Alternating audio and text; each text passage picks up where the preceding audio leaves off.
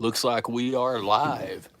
So, once again, welcome back to the BAAM Ranch podcast. This is episode 5 of the BAAM Ranch podcast, where we talk about building a life we love living with preparedness based homesteading. I'll get that right eventually one of these days, I promise.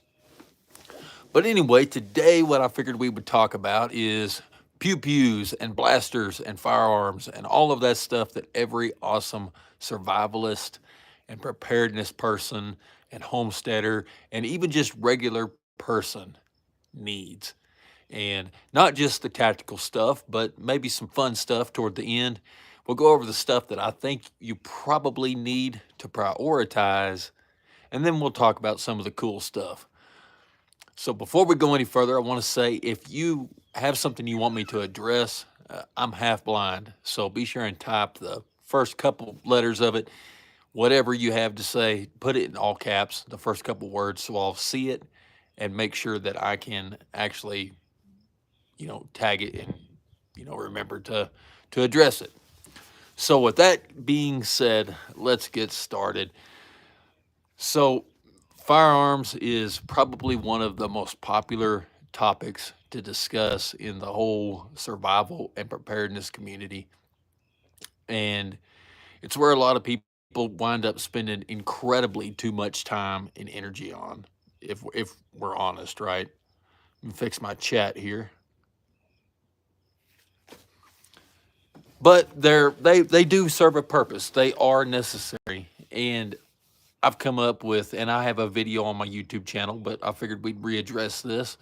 I do have a list of 5 priority firearms. That doesn't mean you're limited to 5 and you can only have these 5. I've sure got a whole lot more than just 5 firearms. But let's go through that list. The number one firearm you need is a good fighting pistol. And this comes before the ARs and the shotguns and all that other stuff. But you're going to have a good fighting pistol. And a fighting pistol, in my eyes, is a striker fired polymer 9 millimeter semi automatic pistol. I like the Glock 19. The it's just we don't need to elaborate on the Glock 19 and the usefulness of the Glock 19. Along with that pistol, you're going to have a good belt to carry it on. You're going to have a good holster. And if you're new to this game, you're just going to have to go get a whole box full of holsters until you finally get the one that works for you. So you're going to need all of that stuff and a flashlight, because we don't shoot at things we can't see. If you want to put a weapon mounted light on your pistol, that's fine. That's awesome. I recommend it if you're willing to carry it. But if you're going to carry a weapon mounted light, you have to carry a flashlight. Why? Because if the only flashlight you have is attached to your gun, eventually you're going to wind up pointing that thing at something you shouldn't have pointed a gun at. Simple as that, right? So on from that, we look at the ammo that we need for that pistol. And I'm going to divide this into 2 different camps with this ammo discussion. Or, social work ammo, the ammo that whenever we're going to go do business, right?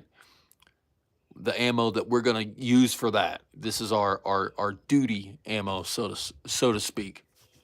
And for the duty ammo, I'm going to say probably 250 rounds of duty ammo per shooter.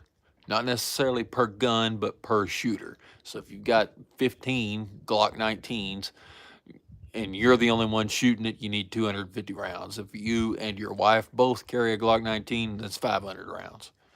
And then 1,000 rounds of bulk, just practice ammo, stuff to just target shoot and do training and just having fun with. And we want to try not to shoot that. And if we do, that's okay. We just need to be sure and replenish it within the next couple of days. So after that, I'm going to bring up the fighting rifle. And this is your number 2 priority, the fighting rifle. And by fighting rifle, I mean an intermediate cartridge semi-automatic, box-fed rifle that shoots not a pistol caliber carbine. It needs to be an intermediate cartridge that accepts box magazines that are readily available and cheap. This pretty much limits us to the ARs and the AKs, mini 14s and stuff like that. Those are awesome, but finding magazines is expensive and they're a little hard to find. So that kind of somewhat rules those out for their usefulness. After that, let's look at what do we need for that rifle? Well, for a rifle, you absolutely need three things: a sling, a light, and a sight. The sling for your rifle is that's your holster. You gotta have some place to put it whenever you go hands on with something, or if you're having to mess with something, or it's just you can't you know just be laying it in the mud all the time. Which I guess you could, but who wants to throw their $1,500 rifle in the mud? If you're lucky, it's $1,500. A sight, and I don't care. You figure out what you need, either a red dot or an LPVO. Iron sights, yeah, I guess. With me, I'm going to go ahead and go with some kind of an optic. I like the aim points. The EOTechs are nice, but I have really bad astigmatism, and the dot on an EOTech just looks like a blur. So I have trouble seeing those holographics. So I'm going to go with a red dot or an LPVO. In my area, the LPVO works out a lot better for me. Y'all have seen in previous videos out at the ranch and things like that, getting a 300-yard shot is really no big deal at all. It's something that's actually pretty common.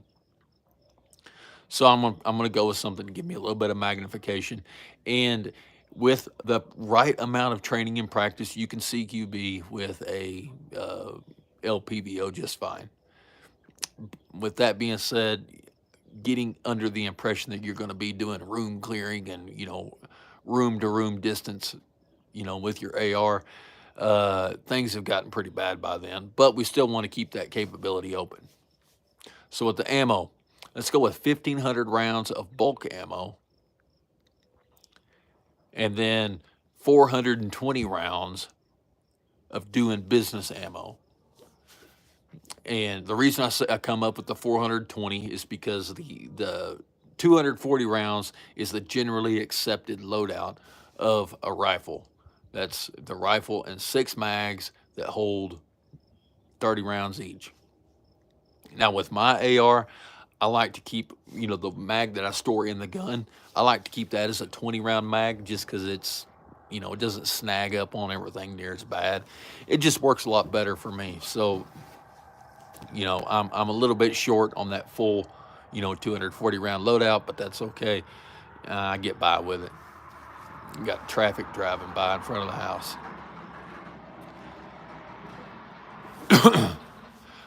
As far as brands, who do you go with? Well, like I said, I'm an AR guy, and there's nothing wrong with the AK. They're good guns. I've had a whole bunch of them. I finally kind of traded my way out of my AKs, and I'm just an AR is all I run now. So that's what I do, and I really like the stuff from Bravo Company. I think that they're a good bang for the buck if you don't mind assembling, a lower and an upper. Aero Precision makes something good, but don't overlook the Palmetto State Armory. The PSA stuff is actually really good, and I don't think it needs to be understated the fact that Palmetto has put rifles in more hands than any other gun company out there.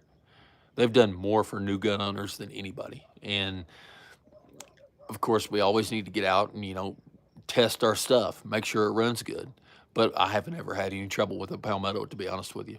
As far as like the cold hammer forged barrels and okay, well, chances are if you're asking me about a brand, you're not shooting enough to shoot out a sorry crappy barrel anyway.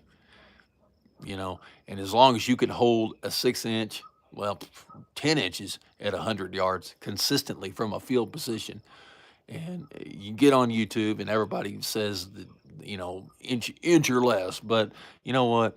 Whenever it's 97 degrees, walk a half a mile. You don't even have to run it. Just walk. Do a violent walking.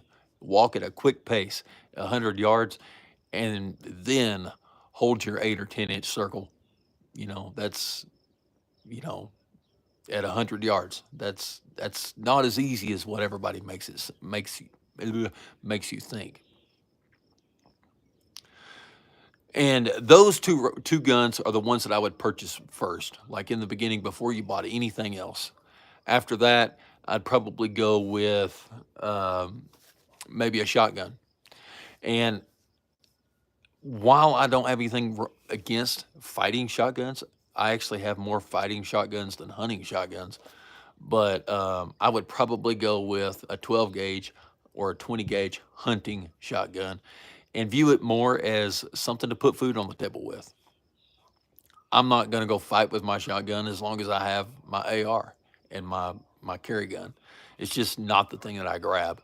They were really popular back before the assault weapon ban expired in 2004 because it was what people had available. Right? They had shotguns, and as soon as ARs and stuff really started to proliferate amongst police departments, they all abandoned their shotguns. They're not carrying those anymore. What are they carrying? They're carrying an AR-15 with a sling, a light, and a sight.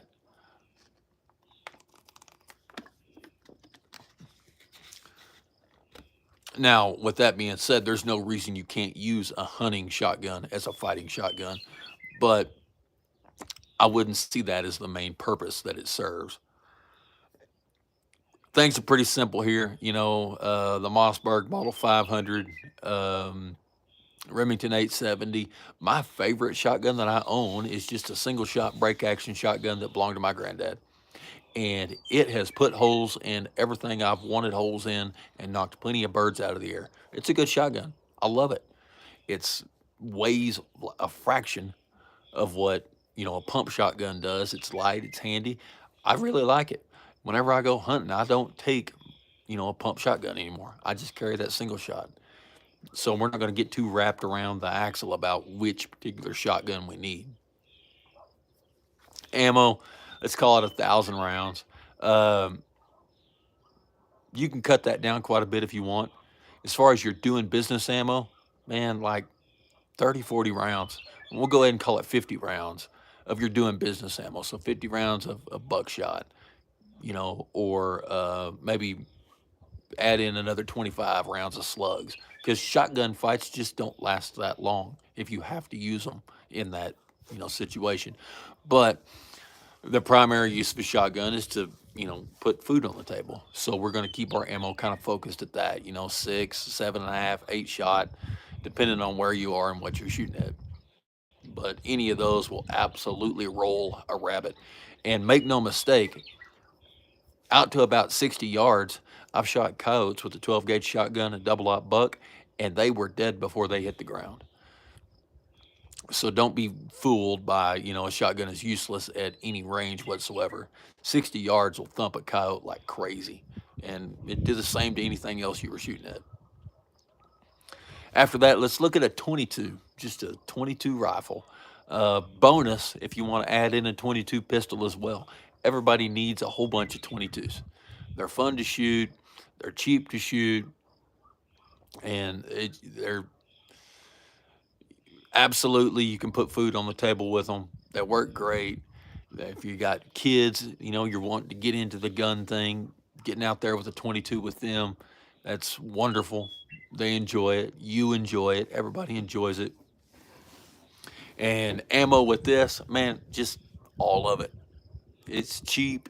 It doesn't weigh anything. It's small. You can fit a Ziploc bag, a gallon-sized Ziploc bag is almost a lifetime supply of 22. I like the Ruger 1022 or the Smith & Wesson M&P 1522. Um, the Ruger 1022 is way above what you would consider the second favorite.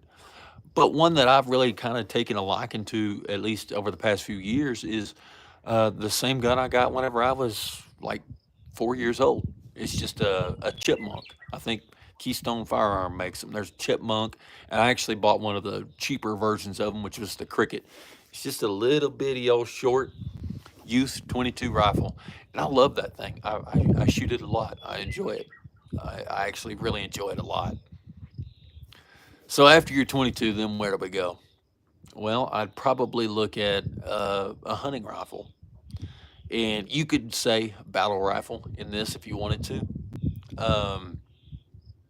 That's just, at least if I expect in getting an engagement, I'm probably going to be using just my normal fighting rifle. There's a reason why we're not issuing full power battle rifles to the militaries of the world, right? The ammo's heavy, it's, you can't carry much of it. Everything about them is just bulky. So if you wanted to do an AR-10 or an M1A or something like that, you're not wrong. You do what you want.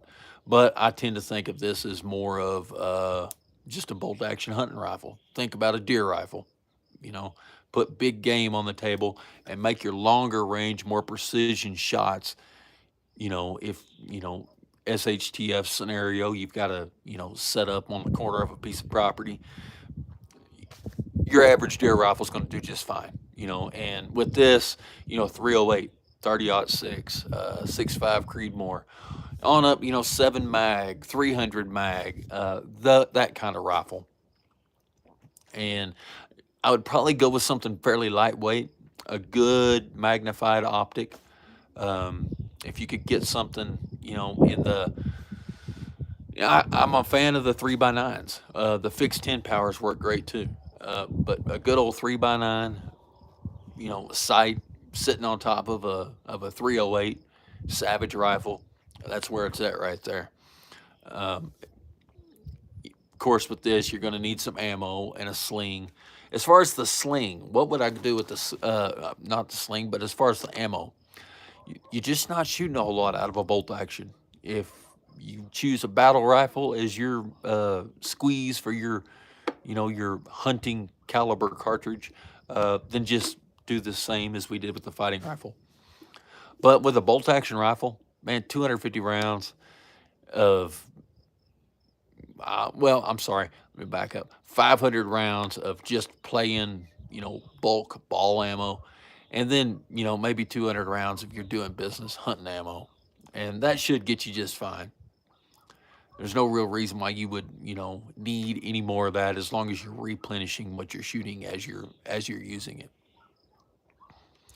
But anyway, I guess that just about wraps up my choices for these. So let me know what you think and what you might like to have and how you would change this list if it was your list. All right, until next time, y'all be safe.